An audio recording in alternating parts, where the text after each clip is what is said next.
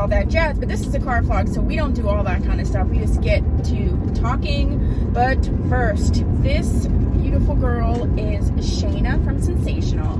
I have a review on this one, which I think is like the dark ash blonde or something. And then I actually have, because she is one of my favorite wigs, I have a review where I got her in a different color and then compared them. So those two videos are up on my channel, and you can find them both in the Shayna playlist. But today, ooh, I'm revving up. Today, I wanted to talk to you because I'm on my way to work. It's Saturday, but that's okay. It's gonna be a fun time. So, anywho, I wanted to talk to you today because someone asked a question on my on the comment section of one of my videos, and I'm pretty sure that people have asked me it before. So I thought this would be a great opportunity to do sort of like a car vlog situation and explain. So, I want to talk to you about when you're watching my reviews and it's during the time when I'm getting her together and I'm using my curling wand, like in this area, it occurred to me that I may not be explaining why I'm doing that. Like, I have a Wig 101 series, a wig tip series where I talk about using the curling wand and why I would use it.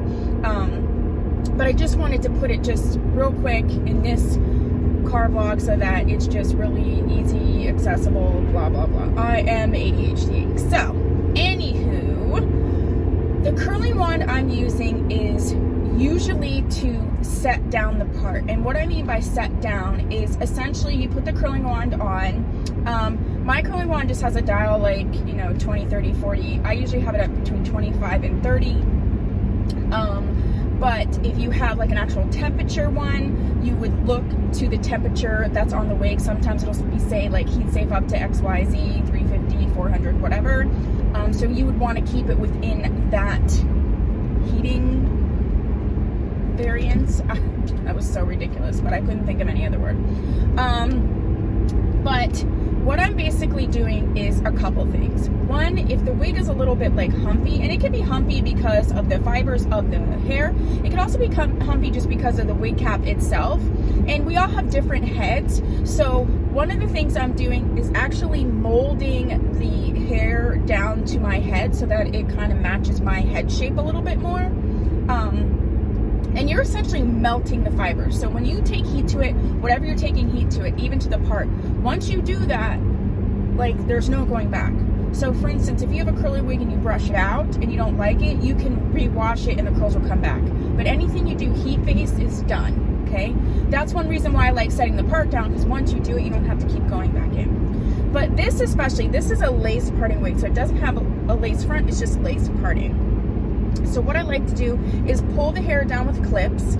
I actually pull it down over the edge here where there's a weft, and pull it down over my hair, and then I put heat to it, so it essentially is going to melt it down so that it sits over the weft, covering that, or the edge of the wig cap where the lace is, and then also sort of, again, meld into my hair so that it looks more natural. So that's essentially what I'm doing, either when I say set down or when you see me rubbing the curling wand. I'm in general molding the fibers, but I'm either doing that to make the part in the front look more natural, or I'm doing that because, like, sometimes there's like humpiness back here. The other reason I would do it is some of the older wigs that have like I have a few, I can think of like Danity from Free Tress Equal and like Alpine Meadow from Model. I have reviews up on those. They're lighter colored blends, like the OH701s and things like that, where it was sort of an Auburny blonde blends. They're older wigs, and companies have gotten better in blending, but sometimes it's like individual wefts, and so it can show, like, there can just be like chunk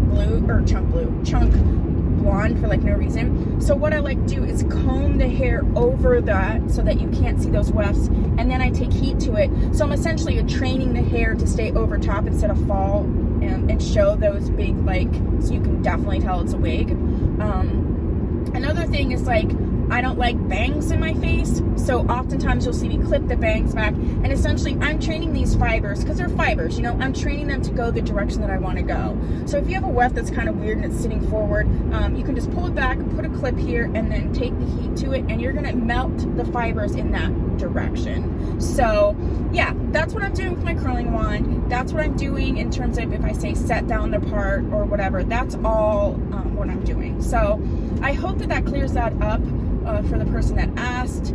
I'm going to try to actually get this video up soon so that I can refer to it for that person and anyone else. But if you have any other things that you do with a curling wand, you can also use a flat iron, like the edge of the flat iron, like not open, but if you use the edge where the hot part is, I guess you could use a curling iron too. I just like the curling wand because of the shape and, you know, its ease, and I can get right into here. I feel like I can't do that with a flat iron.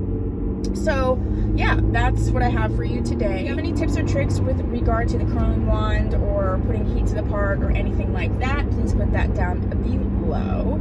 If you haven't subscribed, please consider doing so. I would really appreciate it. If you have any car vlog topics you would like me to film, also put that down below. If you have subscribed, thank you so much for supporting me. I really appreciate you, and I will see you in my next video.